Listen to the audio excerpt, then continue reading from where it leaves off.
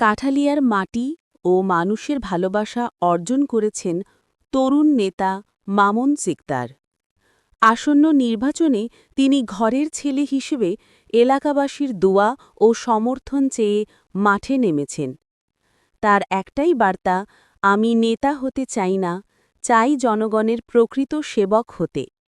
গ্রাম থেকে শহর, চায়ের দোকান থেকে বাজার পর্যন্ত এখন একটাই স্লোগান, কাঠালিয়াবাসী এক হও, ঘরের ছেলে মামুন সিকদারকে ভোট দাও।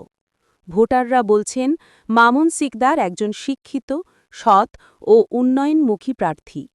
সবার জন্য শিক্ষা, স্বাস্থ্য ও কর্মসংস্থান নিশ্চিত করাই তার নির্বাচনী অঙ্গীকার। এলাকা জুড়ে চলছে প্রাণবন্ত প্রচারণা। যুব সমাজ ও নারীরা আশাবাদী উন্নয়নের নতুন অধ্যায় দেখতে।